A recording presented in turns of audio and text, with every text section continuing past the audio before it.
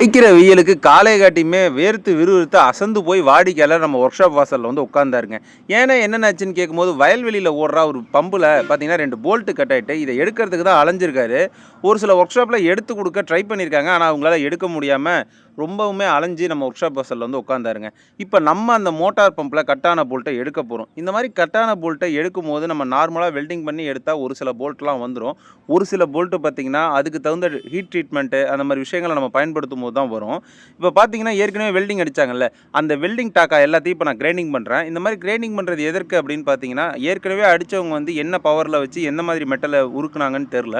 So நம்ம அடிக்கும்போது வந்து பார்த்திங்கன்னா பவர் நல்லா கரையணுங்க. அதாவது அந்த பழைய போல்ட்டு கட்டானுச்சு இல்லையா, அதுவும் அந்த வெல்டிங் ராடும் நல்லா கரைஞ்சி விட்டுனுச்சுனா தான் நம்ம திரும்ப எடுக்க முடியும். இப்போ பார்த்தீங்கன்னா தெரியும், நான் மட்டம் பண்ணிட்டேன். இப்போ அடுத்து நம்ம என்ன பண்ணுறோம் அப்படின்னா, இந்த மேலே இருந்துச்சுல்ல அந்த பிசுறு பிசுறாக வந்து டாக்கா விட்டுருந்தாங்க. ஸோ அதெல்லாம் வந்து அது பேக்கிங் படிகிற இடத்த வந்து நம்ம என்ன பண்ணணும்னா மட்டமாக கிரைண்டிங் பண்ணணும். இப்போ நான் கிரைண்டிங் பண்ணிவிட்டு கேஸ் கட்டிங்கை வச்சு ஹீட் பண்ண போகிறேன். ஏன்னா ஏற்கனவே வந்து ட்ரை பண்ணவங்க வெல்டிங் பண்ணி ட்ரை பண்ணிட்டாங்க. இப்போ அவங்களால எடுக்க முடியாமல் தான் நம்மகிட்ட வந்துருக்கு. அப்புறம் நம்ம வேறு வெல்டிங் பண்ணி எதுக்கு டயத்தை வேஸ்ட் பண்ணிவிட்டு அப்படின்றதுனால நான் இப்போ கேஸ் கட்டிங்கை வச்சு நல்லா பழுக்க வைக்கிறேன். இந்த மாதிரி பழுக்க வைக்கும்போது பார்த்திங்கன்னா அந்த சென்ட்ரா போல்ட் இருக்குது பார்த்திங்களா, அதில் அதிகப்படியான நீங்கள் ஹீட்டை கொடுக்கும்போது என்ன ஆகும்னா அந்த போல்ட்டு வந்து கொஞ்சமாக வந்து சுருங்குங்க. ஸோ இந்த மாதிரியான விஷயங்கள் நடக்கும்போது அந்த போல்ட், அதாவது அந்த கட்டான போல்ட்டுக்கும் அந்த பாடிக்கும் நடுவில் இருக்கக்கூடிய அந்த துரு வந்து பார்த்திங்கன்னா கொஞ்சோண்டு இலகும். இப்போ நம்ம அதை தான் பண்ணுறோம். அந்த ப்ராசஸ் பார்த்திங்கனாலே தெரியும். அந்த போல்ட் எந்த அளவுக்கு பழுக்குது பார்த்திங்களா, கோவப்பழம் மாதிரி பழுக்குது பாருங்கள். ஸோ இந்த மாதிரி பழுக்க வச்சுட்டு நம்ம என்ன பண்ணணும் அப்படின்னா மேலே உடனே, அதாவது அந்த ஹீட் ஆடுறதுக்குள்ளேயே அடுத்து நம்ம வெல்டிங் ப்ராசஸ் ஸ்டார்ட் பண்ணணும். இப்போ நான் என்ன பண்ண போகிறேன், இந்த மாதிரி பழுத்ததுக்கப்புறம் உடனே 2 போல்ட்டையுமே ஹீட் பண்ணிவிட்டு வெல்டிங் அடித்து கொஞ்சம் கொஞ்சமாக கட்டான போல்ட்டு மேலே மெட்டலை எடுத்துகிட்டு வந்து மேலே பார்த்திங்கன்னா ஒரு டீ ராடை வச்சு பற்ற வைப்பாங்க. இந்த மாதிரி டீ ராடை பற்ற வச்சுட்டு உடனே நம்ம கழட்டுறதுக்கு ட்ரை பண்ணக்கூடாது. அந்த மாதிரி பண்ணினீங்க அப்படின்னா உடனே போல்ட்டு கட் ஆயிரும். அந்த மாதிரி பண்ணாமல் தண்ணி இருக்குது இல்லையா, ஸோ தண்ணியை வந்து அந்த போல்ட்டு மேலே கூலிங்காக விட்டிங்க அப்படின்னா அந்த போல்ட்டு உடனே சுருங்கும். ஸோ இப்போ விரிவடைஞ்ச போல்ட்டு சுருங்கின உடனே பார்த்தீங்கன்னா உங்களுக்கு அந்த கேப் கிடைக்கும். அதாவது அந்த பாடிக்கும் அந்த கட்டான போல்ட்டுக்கும் நடுவில் கொஞ்சம் கேப்பு கிடைக்கும். அந்த கேப்பில் பார்த்தீங்கன்னா இந்த தண்ணி போகும். துருவுக்கு வந்து பயங்கரமான எதிரியே தண்ணி தாங்க. ஸோ நமக்கு ஈஸியாகவும் கழட்டலாம். இப்போ பார்த்தீங்கன்னா டீ ராடை வச்சுட்டு நான் எப்படி கலட்டுறணும், இதே மெத்தடை நீங்களும் சேம், அதாவது இந்த பிகினர் வெல்டர்ஸ்லாம் இருப்பீங்கல்ல, இப்போ தான் நான் ஆரம்ப ஸ்டேஜில் இருக்கேன் ப்ரோ அப்படின்னு சொல்லக்கூடிய நண்பர்கள் இந்த மெத்தடை ஃபாலோ பண்ணிங்க அப்படின்னா பக்காவாக இந்த மாதிரி கட்டான போல்ட்டுலாம் எடுக்கலாங்க. 100% நான் கேரண்டி.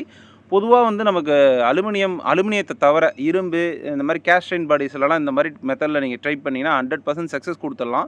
அலுமினியத்தில் மட்டும் பார்த்திங்கன்னா ஒரு சில நேரங்களில் வெல்டிங் பண்ணி வராது. அப்போ அதுக்கு தகுந்த மாதிரி நம்ம ஹோல்ஸ் பண்ணி தான் எடுக்கிற மாதிரி இருக்கும். இப்போ பார்த்திங்கன்னா நான் அந்த ஃபஸ்ட்டு போல்ட்டை லூஸ் பண்ணிட்டேங்க ஒரு வழியாக. இதை பார்த்துட்டு இருந்த வாடிக்கையாளருக்கு அப்பாடான்னு இருந்துச்சு. ஏன்னா அவர் அலைஞ்சா அப்படி 2-3 ஒர்க் ஷாப்பில் கேட்டு ஒருத்தவங்க ட்ரை பண்ணி பார்த்து எடுக்க முடியாமல் அவங்களுக்கு வேறு லேபரை கொடுத்துட்டு இங்கே வந்து என்கிட்டையும் அதேமாதிரி ஆகுமோ அப்படின்னு நினச்சி பயந்து போய் தான் வந்து உட்காந்துருந்தார் அவர். ஏன்னா வயசானவங்க வாடிக்கையாளருக்குலாம் அதை பற்றி தெரியாது இல்லையா. ஸோ இப்போ நம்ம அதை எடுப்போம் அப்படிங்கிறது நமக்கு கான்ஃபிடென்ட் இருக்குது. ஒரு சில பேர் வந்து ட்ரை பண்ணிக்காங்க. அவங்க முயற்சிக்கு நான் வந்து வாழ்த்துக்கள் சொல்கிறேன். ஆனால் அதே நேரத்தில் வந்து எப்படி ட்ரை பண்ணணுமோ அப்படி ட்ரை பண்ணால் தான் அந்த விஷயங்கள்லாம் வரும்.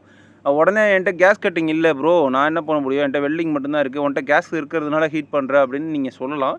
பட் கேஸ் மட்டும் இல்லை, இப்போ கேஸே என்கிட்ட இல்லைனா கூட நான் வந்து என்ன பண்ணணும், பவரை அதிகப்படுத்தி நெட்டை ஒன்று நடுவில் வச்சு அது மேலே அதிகப்படியான வெப்பத்தை கொடுக்குற மாதிரி வெல்டிங் பண்ணி கைட்டை ட்ரை பண்ணுவேன். அந்த மாதிரி ட்ரை பண்ணால் கூட வந்துடும். அதை நான் இன்னொரு வீடியோவில் உங்களுக்கு கிளியராக சொல்லி காட்டுறேன் எப்படின்னு.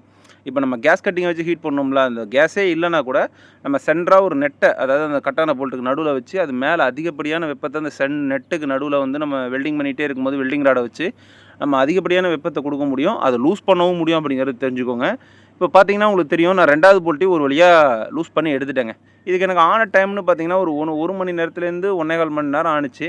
ஸோ வாடிக்கையாளருக்கு இந்த வேலையெல்லாம் பார்த்தோன்னே ரொம்ப பிடிச்சி போச்சுங்க.